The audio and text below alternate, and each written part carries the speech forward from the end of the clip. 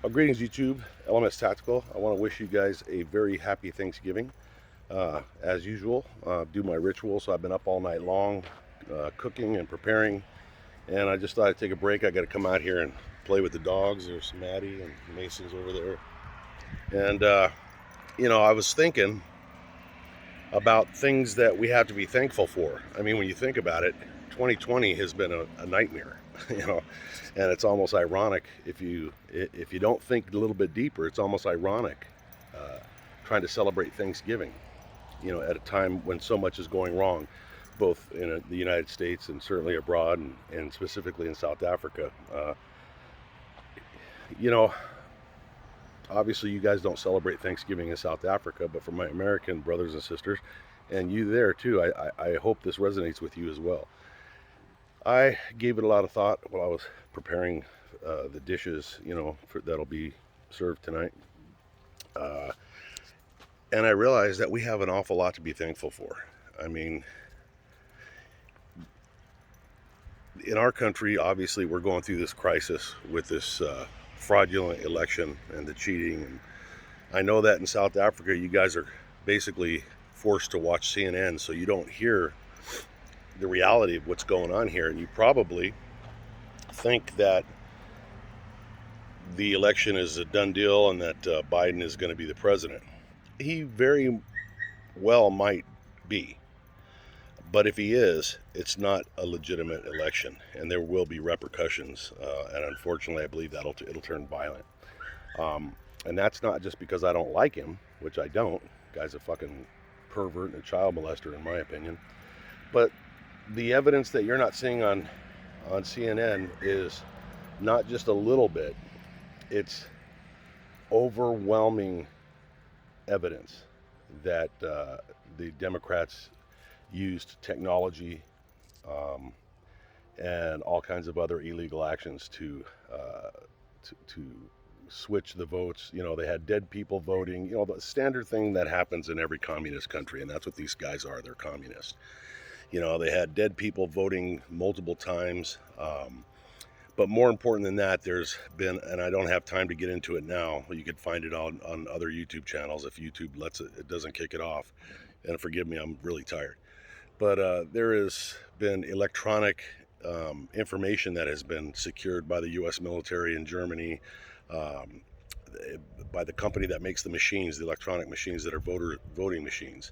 And the fact of the matter is Trump in this is in a nutshell. I mean, there's a lot more detail to this, but in a nutshell, for those of you in South Africa, just to catch you up, uh, Trump was way ahead. Like, got more votes than I think any president in the history of the United States.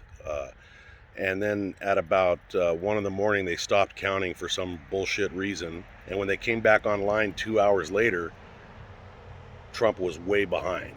And they had suddenly come up with, millions of votes. Well, there's all kinds of evidence. There's testimony from people that were working at the polling stations.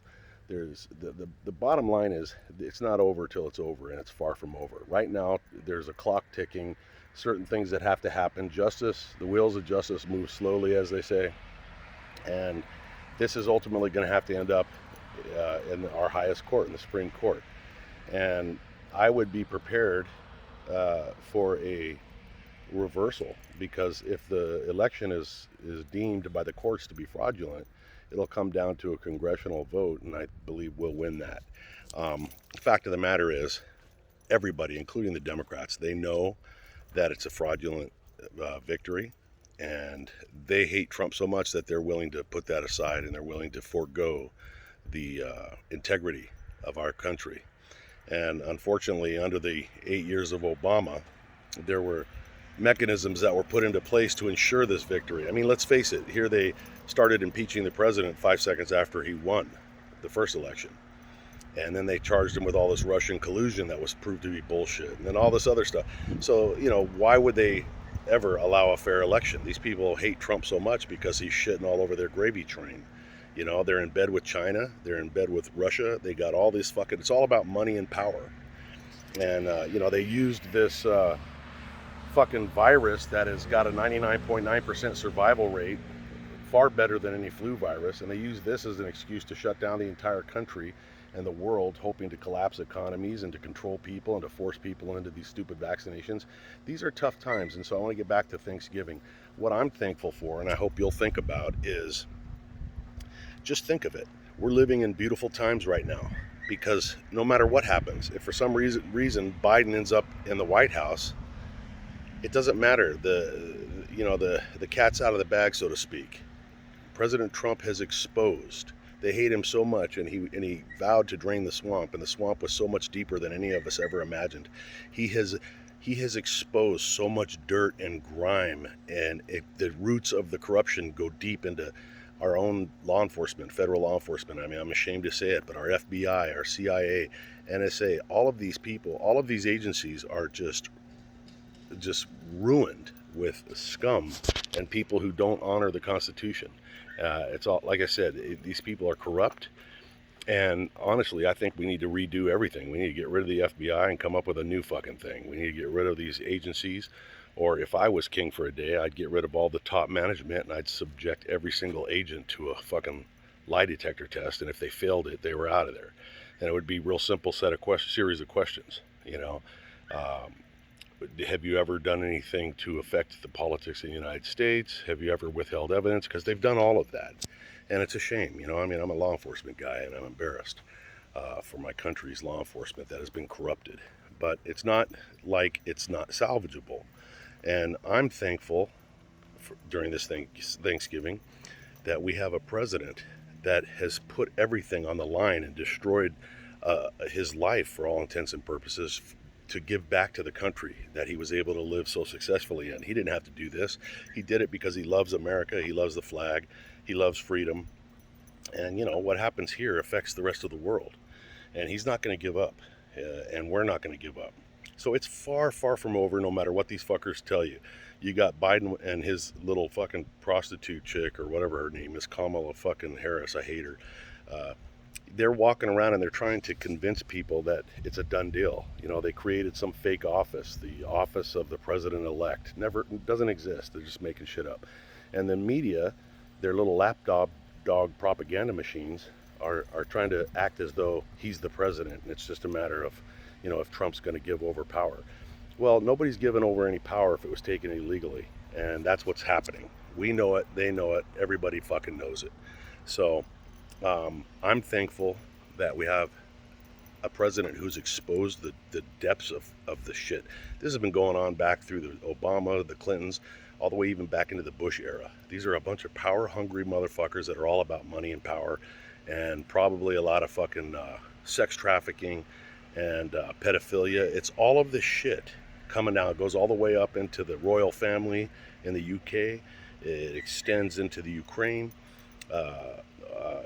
And certainly the United States, and probably every other large country. China is involved in it, I'm sure, as well. But the fact of the matter is the people are awake, and we are not going to sit quiet for it. You know, if it comes down to violence, it comes down to violence. I don't think it will. I mean, I think it will, but I don't think it'll be a full-on civil war.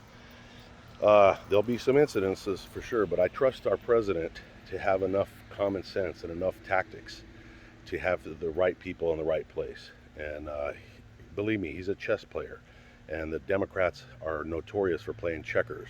And when you play checkers in a chess match, you fucking lose.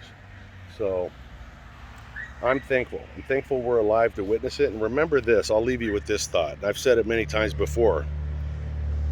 Nothing worth anything, nothing of great value, fucking car, nothing of great value ever comes. No great change, no meaningful change ever comes without great pain. I've always used the analogy of having a baby. You got all this 9 months of discomfort, you're getting fat and uncomfortable, and then you have a big painful bloody mess, people screaming and tears are flying and crying and cussing, and at the end of it you got a beautiful baby if everything goes right. Well, that's what's going on here. We're in labor right now, and we're basically giving birth to freedom again. And freedom's not free. Not everybody's going to make it. But you know what? But if we get through this, this is going to be a great reminder of just how valuable it is. And it's a lesson that'll have to be taught in another 50 years, because when we live in freedom and peace too long, we pay the price. We have all these young people that run around thinking they're edgy and woke because they're fucking burning down police cars and motherfucking the cops and blah, blah, blah. And they think it's cool to say that they're fucking communists. They don't know what the fuck they're talking about. They've never left the fucking city that they're from. And, you know, they think they're doing something really cool.